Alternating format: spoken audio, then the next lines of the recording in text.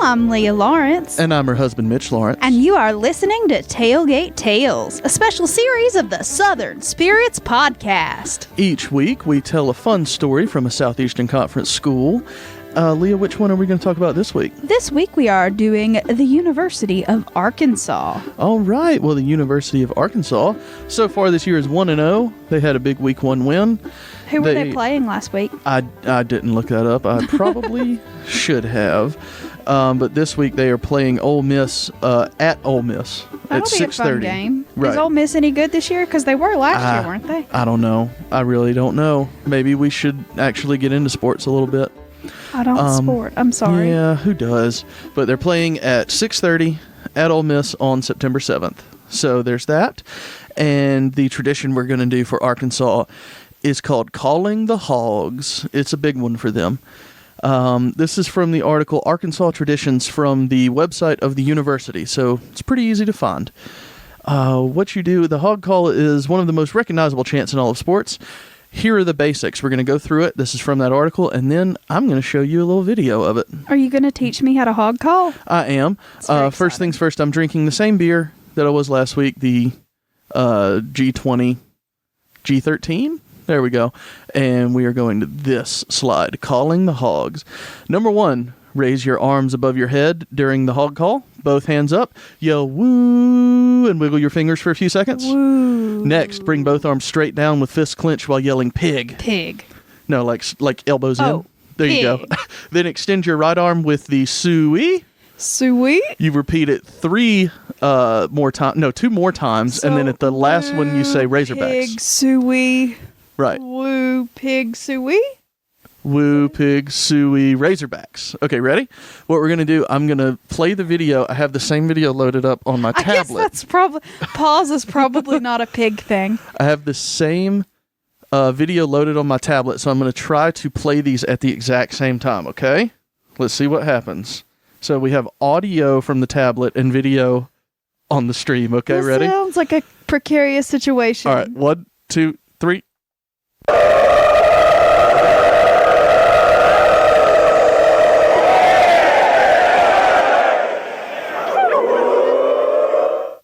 Oh God, I accidentally killed the I fucked this all up. Oh God.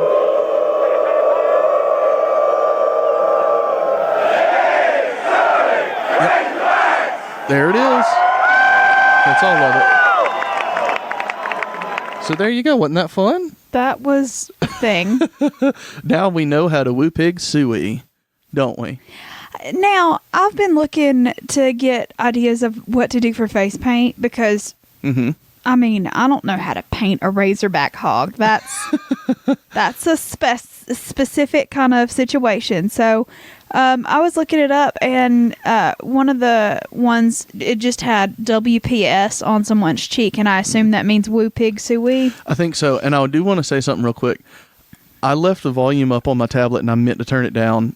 And it was very loud. And I'm so sorry because Kevin said he lost an eardrum. Kyle said it was terrifying. I'm so sorry. I meant to turn it down. I really did. But the music stopped when we were...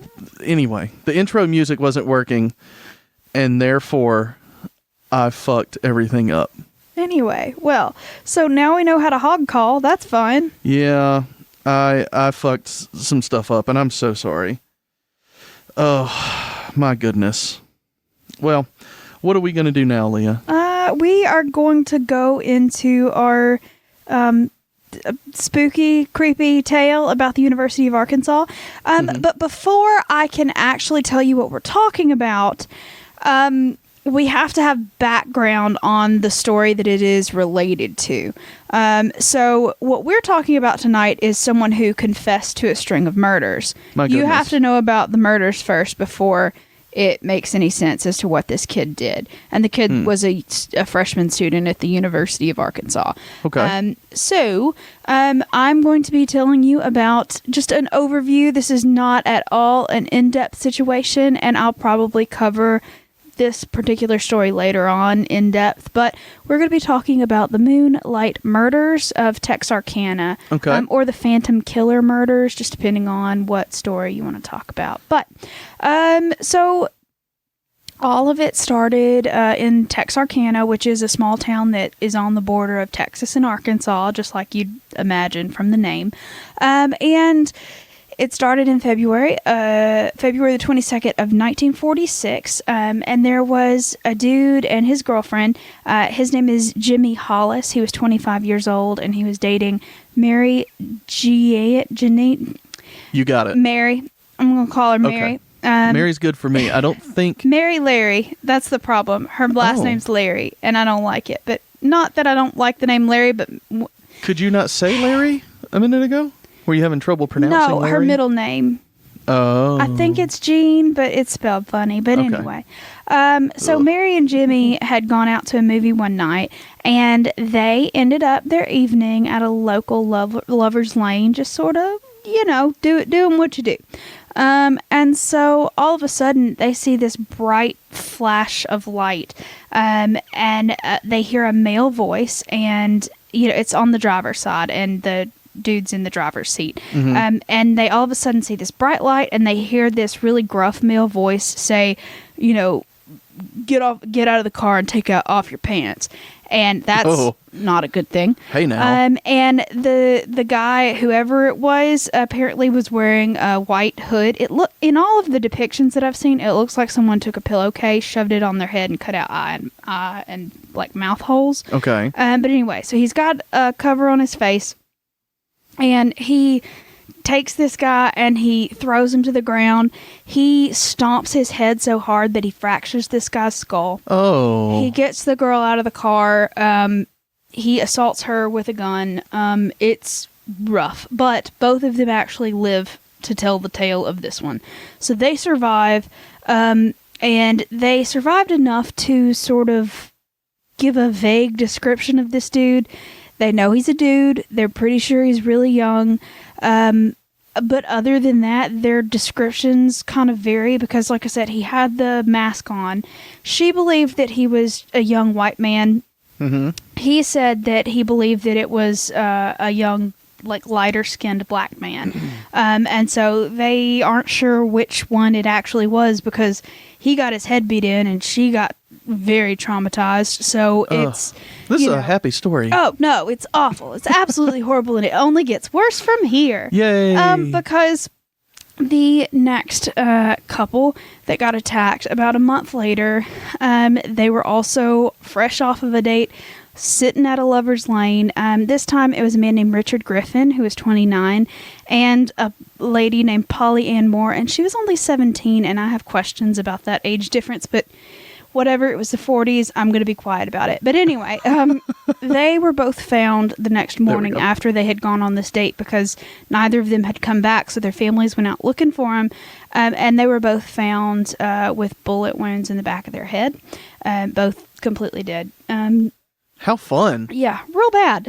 So then Let me know when you want to go to the next slide, by the way. Okay, I will. Thanks. So then in April, the third attack happened, and this one happened to a couple, Paul Martin, who was 16, and Betty Jo Booker, who was 15.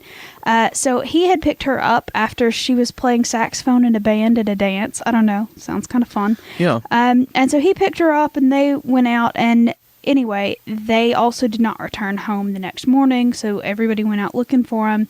And it turns out they found Martin's body the next morning. He had 4 bullet wounds, and they couldn't find her initially, but eventually the search party found her body a little ways away, and she'd been shot once in the head and once in the chest. So it was really, really, really, really bad. And so at this point, the entire town is freaking terrified because obviously, like, I'm pretty scared right now. Random ass dude is like just shooting couples for funsies, pretty much.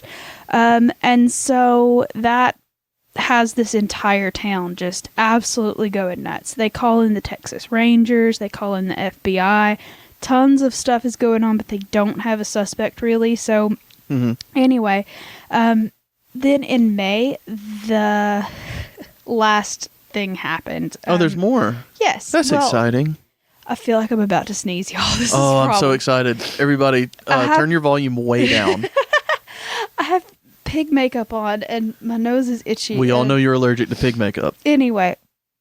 She's okay, I'm good now. Fucking everything else. That is not incorrect, but I've patch tested this makeup. I'm good. Oh, okay. Hashtag patch tested. Yes, always do a patch test, y'all. It's really important to make sure you don't break out in rash in the shape of a pig and have to go to the work the next morning. Anyway. Last week's hashtag was soggy buggy. This one is hashtag patch tested. Ah, okay. That's what this one is. All right, so on May the 3rd, there is a guy, and his name is Virgil Starks, and he's 37 years old. He was just hanging out in his own house with his wife, who was, across the living room. Mm-hmm. He was reading his newspaper, just living normal, and all of a sudden, 2 bullets just smashed through their window and hit him in the head, and he dies instantly. Aww. So his wife comes over, and her name's Katie Starks, and she's like, holy shit, there's bullets in your head. That's not supposed to be there. Jesus Christ. And all of a sudden, she realizes that she's been hit in the face twice with 2 bullets. With bullets? Now, she's okay. She's covered in blood. Her face is kind of fucked up. But she survives, and she flees across the street to a neighbor's house, and they get help, and they, whatever. But they come out, and they try to find, the perpetrator, and it's no dice. Can't find anybody. So anyway, that is the basic crime, right? Now, they eventually catch a guy who they think it might have been, but the evidence for him was incredibly circumstantial, and a lot of people don't believe he was the one who did it. His name was Ewell Swinney. And he was just a local dude that stole cars a lot, but he didn't really have a violent kind of history, Mm-hmm. It was more of a just like he liked to steal cars and go on joy rides with his girlfriend. It was never like an aggressive, violent kind of situation with that guy. So a lot of people don't believe that he was the one. But anyway, it still remains an unsolved case. No one has ever been, charged with these murders. No one knows what's going on. But this is where we get to the next slide and what we're actually talking about tonight. Slide forward. Yeah, so there's this guy. His name's Duty? Yes, Spoilers his name is Duty. For people who aren't watching. H.B. Duty is his, in parentheses, nickname, and his last name's Tennyson. Okay. So Heavy Bowels is what the HB stands for. Okay. I believe. That's really, really gross. Okay. You know I'm right. Gross. But anyway, so a couple of years after all of this has died down and happened. So that happened in 46. It's November. So 2 years later, in 1948, this HB Duty guy is an 18-year-old. He's a freshman at the University of Arkansas. He's done a semester. He's doing okay. He's living in a boarding house right there next to campus. For the most part, he's from a pretty well-off family. They're paying for him to go to school. It should be not a huge deal, right? But turns out they find him dead in his bed at the boarding house at college. Good God.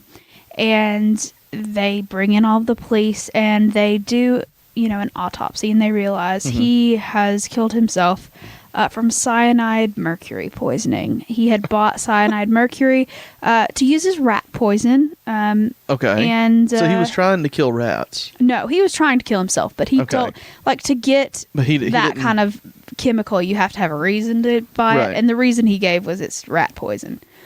Okay. So. Well, you mean like at the store? Yeah. Okay. So did he have to sign documents and stuff saying this is for, like we do at the adult store where it's like this is for medicinal purposes? No, it's novelty. It's not medical. But I think they stopped making you sign those because the last few times we've been there, we didn't have to. I need this elephant-shaped vibrator for my sore back. And by my sore back, I mean the inner walls of my vagina. That's really creepy, dude. Anyway.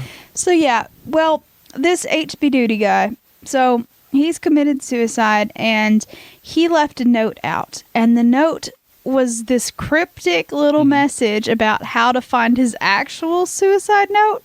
So the note that they found initially reads, "The opening to my box will be found in the following few lines. In a tube of paper is found, rolls on color, and it is dry and sound. The head removes, the tail will turn, and inside the sheet you yearn. Inside is the sheet you yearn. Two bees mean a lot when they are together. These clues should lead you to it." Which sounds like a really bad Riddler thing from Batman, because we were watching that movie the other day. I was almost going to say, we know that Duty is a pseudonym. Maybe HB is as well. Maybe his real name is Edward Nigma Tennyson. It's not. His name's Henry Booker Tennyson, HB. Well, I just feel like that's a and cover. Duty is apparently short for Doodle because he liked to draw. He was a doodler? Yeah. He was a diddler. Gross. Anyway, so eventually they're like, oh, okay, he means a fountain pen. So they found a fountain pen in his stuff, and it was one that was marked with a BB, which just meant it had a broader nib on it. And so they unscrewed the thing, and they found a little note inside the pen, and the pen contained a whole list of clues about the combination for this lockbox that he had in the room that they had found. And they were like, you know what? Fuck it. We're just going to break the fucking thing open. Like, they had gone to the trouble of finding all of this stuff, and then he's leading them on this like little rabbit trail to open up the lockbox. And they were just like, we don't have time for this, so we're going to use bolt cutters, which is where they probably should have started in the first place. Yeah, that makes sense. But anyway, so they open up this lockbox, and inside of it, they find a Viewmaster. You know what a Viewmaster is? Like one of those. Yeah, you hold it up to your face, and it has the round wheels of pictures, and you click it on the side, and That's what I was thinking, but I was having a lot of trouble because I was trying to think of the actual name of it. Yeah, so he had a Viewmaster, and it had Viewmaster. Yeah, several stacks of like those reels that had pictures of Mexico on it, and then he had a bunch of papers, just stacks of his like school papers and that kind of stuff. And at the very bottom of this stack, they find a note, and that note is confessing to the Texarkana killings. Oh, so Duty did it? Did Duty do it? I think Duty done did it. God damn it. Here is his suicide note. Mm-hmm. It says, "To whom it may concern, this is my last word to you fine people, and you are fine. I want to thank you for all the trouble that you have gone to send me to college and to bring me up. You really have been wonderful. My thanks to Ella Lee." Sidebar, Miss McGee, Ella Lee, is the owner of the boarding house that he's rooming in. Okay. "For letting me stay with her during my college career," which at this point was very short, but anyway. Sorry. "And to Belva Jo, who is the landlord's 12-year-old daughter." Yeah, could have guessed. "For putting up with me the way she did. She had to know, but I fell in love with her about a week ago. If she was older, I would have asked her to marry me, but that would be impossible." Oh my God. Super creepy, She was right? 12. She was 12, and he was 18. Meet my future bride. Creepy. She's 12. Anyway, so, why did I take my own life? Well, when you committed 2 double murders, you would too. Yes, I did kill Buddy Joe Booker and Paul Martin in the city park that night, and killed Mr. Starks and tried to get Mrs. Starks. You wouldn't have guessed it. I did it when Mother was either out or asleep, and no one saw me do it. For the guns, I disassembled them and discarded them in different places. When I am found, which has already been done, please give this typewriter to Craig," who is his brother, "and tell him that I hope his child is a boy. It will help him in his work." All right. "Everything can go wherever you think it will do best, except for the Viewmaster, which will go to Belva Jo. Please take my bankroll and give it to Daddy. I think it should go with him, and tell him I don't want the car now. Well, goodbye, everybody. See you sometime if I make the grade, which will be hard for me to make. H.B. Tennyson." Can I just say? Yeah. In this era of social media and everything, people love to overshare and just assume that people, everybody reading knows what they're talking about. Yeah. Duty, we don't know about your fucking car, man. Nobody cares. Just Anyway, that's all that I had to say. Yeah, anyway. So they found in the rest of his paperwork that was in that lockbox a bunch of rough drafts that he had made with a pencil of the same note, and then his couple copies of the typewritten note, which was what I had just read. And he also apparently just had a really vivid inner imagination life, because he created his own newspaper headlines for being found as a body. So one of them was like, UA student found dead, UA student commits suicide, you know, just all of this stuff that he wrote his own epitaph, which says, here lies H.B. Tennyson, born February 12th, 1930, died October 2nd, 1948. He committed suicide for the happiness of his family. May he rest in peace. Amen. And so, what a great guy, right? Yeah. And so they investigated it, but after like some of the information came out about it, like one of his friends was like, dude, there's no way he could have done it the night, like, because remember, it was 2 years earlier. He was still in high school at that point. He was 16 years old, and the guy that he was really good friends with was like, look, that night, I remember hearing it on the radio that another attack had happened, because we were sitting in his mom's basement playing cards. Like, there's no fucking way he was the one that did it, because I was with him the whole night. Yeah. So Duty didn't do it. Duty probably didn't do it. I've decided. And so they also found another note that basically said, please disregard all of the other messages I've written. This is just me, like, spitballing here. I'm just like unhappy with my situation. I don't want to go to school. I'm not doing great in school. I'm kind of a disappointment. He made up something to make himself feel grand. Basically, or important. it was aggrandizing, I would assume. But there are a lot of people that believe he actually was the one that did it. There is a whole dude that is apparently related to him. If you'll just Google, a whole dude, as opposed to a half of one. There's a piece of dude that's related to him. There's a whole website. It's like Texas Psychiatrist or Psychiatric. I don't know. Just type "Did Duty Do It" in Google and you'll find it. You might find some weird fucking porn too. Don't put on safe search and then click "Did Duty Do It." But there's a gentleman that I believe is like a cousin of this man, and he has written a couple of books like explaining why he was the one that did it. So maybe that's true, maybe it's not. I don't honestly know, because I've not delved super deep into this story. I've watched a couple documentaries. That's about it. So I am by no means an expert on the subject, but just looking at the information that I've seen, I don't think he really did it. Yeah. The only like real connection that he had with the people that were murdered was that he went to high school and was in the same high school band with the girl that was shot, the Betty Jo Booker. He played trombone, she played saxophone, but according to everybody, they weren't friends. Because he sounds like a fucking nerd. But, yeah, and a lot of his family also said that he was super duper into like comic books and radio programs, and was just really an introverted kind of dude that like just sort of liked that fantasy world situation. And so a lot of people believe this was just his own, like, how can I go out with like a flare and be noticed? You know what I mean? And so he did.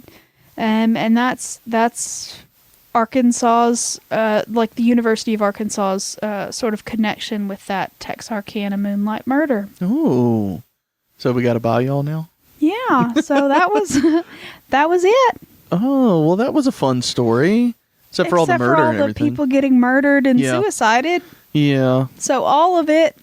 But the woo pig part was fun. It was, but like I said, it was very fucking loud, and I'm so sorry about that. You fucked up the only fun part of this episode. I mean, I really fucked it up too. It was so loud because I really meant to turn it down, and I forgot. It sounded normal in my headphones, but I'm sure there's a reason for that. Yeah, it sounded great in the headphones. It did not sound great on the stream because I knew it was going to be too loud. Yeah. And I went and did it anyway. All right, well, that was our show. I hope you enjoyed it. Yeah, I did. Good. I think Dobby did too. I want to go wash this shit off my face. No. It's great. It's great face paint. I'm sleeping in this, actually. You can, but if your skin is stained red in the morning, it is not my fault. I'll just go to work super racist, as opposed to mildly racist like I do every other day. Yeah. All right. Well, that was fun. And I don't know. What do we do now for our tailgate tales? We just say bye, y'all? I guess we say bye, y'all. Okay. Well, we'll see y'all next week. Bye, y'all.